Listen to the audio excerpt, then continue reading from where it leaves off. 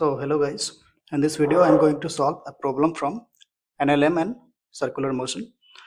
So in this question it is given to wheel a stone tied to a cord. One has to move the free end of the cord on the circular path, pulling the stone on a larger circular path. In this way, a stone of mass m is wheeled on a horizontal circular path of radius capital R with the help of a light and extensible cord of length L by moving the free end on the circular path of radius small r with a uniform speed v as shown in this figure. At sufficiently great speed v, the tensile force in the cord becomes so large that the effect of gravity can be neglected. So there is no gravity, but at this speed air resistance become considerable. Then we have to find the suitable expression for the force of air resistance on this stone, and we are given acceleration due to gravity is g. तो इस question में बोला जा रहा है कि हमारे पास एक स्ट्रिंग है, माना कि एक स्ट्रिंग है, इसके इस एंड पे एक स्मॉल मास ऑफ m का स्टोन है, इसको टाई कर दिया गया है, और इसका जो फ्री एंड है, इस स्टोन का जो फ्री एंड है, इसको हम सर्कुलर पाथ पे मूव करा रहे हैं. तो ऐसा करने पे ये स्टोन जो है वो एक लार्जर सर्कुलर पाथ जिसकी रेडियस कैपिटल आर है उस पर मूव करने लग जा रहा है.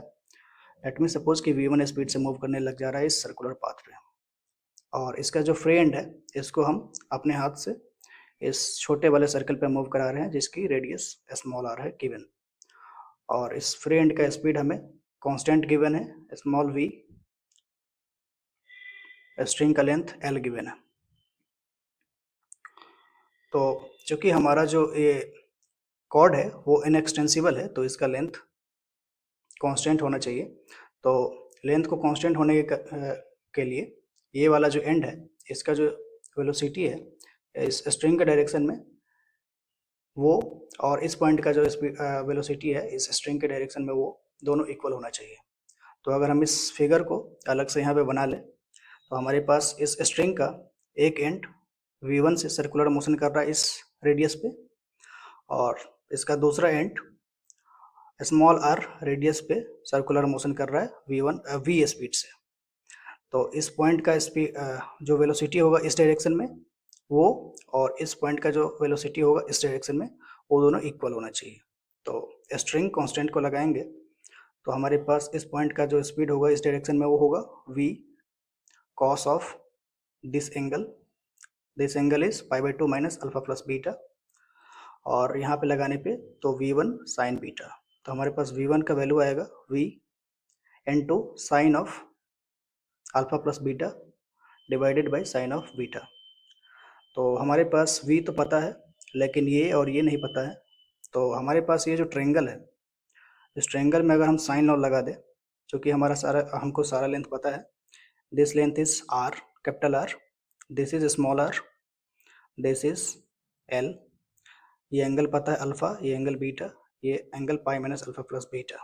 तो यहाँ पे अगर हम साइन लॉ लगा दें तो हमारे पास साइन लॉ से हम ये लिख सकते हैं. तो हमारे पास जो आ जाएगा sine alpha plus beta divided by sine beta का जो वैल्यू आएगा वो होगा capital R divided by small r. अगर हम इस रेशियो को यहाँ पे सब्स्टिट्यूट कर देंगे इस इक्वेशन में तो हमारे पास जो स्टोन का जो स्पीड है वो होगा v divided by small r into capital R.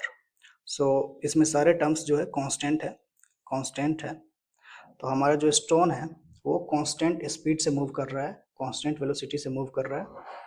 तो कांस्टेंट वेलोसिटी से मूव कर रहा है तो इसका कोई भी टेंजेंशियल एक्सेलरेशन नहीं होगा, टेंजेंशियल एक्सेलरेशन जीरो होगा, और टेंजेंशियल एक्सेलरेशन अगर जीरो है तो इस पे force in tangential direction must be equal to zero. तो इसका अगर एफबीडी ड्रॉ करें हम नेक्स्ट पेज पे तो हमारे पास जो स्टोन है इस पे वेलोसिटी के अपोजिट एक एयर ड्रैग एफबी फोर्स लग रहा होगा, और इस पे एक रस्सी से एक टेंशन लग रहा होगा इस रेडियल से बीटा डिग्री पे. तो इस टेंशन का एक कंपोनेंट आएगा ऊपर की तरफ टेंजेंशियल डायरेक्शन में t ऑफ साइन बीटा, और इसका एक रेडियली इनवर्ड डायरेक्शन में भी एक कंपोनेंट आएगा t cos बीटा. तो in tangential direction, since there is no acceleration of this stone, so there should be no force in the tangential direction. So हमारे पास टी साइन बीटा का जो value आएगा वो एफ बी के बराबर आना चाहिए, that is force of air resistance. इसको अगर हम इक्वेशन 1 मार्क कर ले, और रेडियली इनवर्ड डायरेक्शन में एक फोर्स लग रहा होगा टी कॉस बीटा, जो कि इस स्टोन को इस सर्कुलर पाथ पे मूव करा रहा होगा। मूव करने के लिए सेंट्रीपिटल एक्सेलरेशन ये टी कॉस बीटा प्रोवाइड कर रहा होगा। तो T cos beta must be equal to mass into centripetal acceleration. तो हमें v1 का वैल्यू पहले ही फाइंड आउट कर रखा है, तो v1 का वैल्यू यहाँ पे सब्स्टिट्यूट कर देंगे, तो टेंशन का जो वैल्यू आएगा वो आ जाएगा हमारे पास m v square capital R divided by small r square divided by cos beta. So अगर इस टेंशन के वैल्यू को अगर इस इक्वेशन 1 में सब्स्टिट्यूट कर देंगे तो हमारे पास फोर्स ऑफ एयर रेजिस्टेंस निकल के आ जाएगा F B is T sine beta. T को सब्स्टिट्यूट कर दिया तो हमारे पास एफ बी का वैल्यू आएगा T this quantity into tan beta. अब tan बीटा को कैसे निकालेंगे वो हमारा नेक्स्ट टास्क है। तो इसको लिख सकते हैं सेक स्क्वायर बीटा -1 का अंडर रूट। सेक बीटा को कॉस बीटा के टर्म्स में लिख देंगे।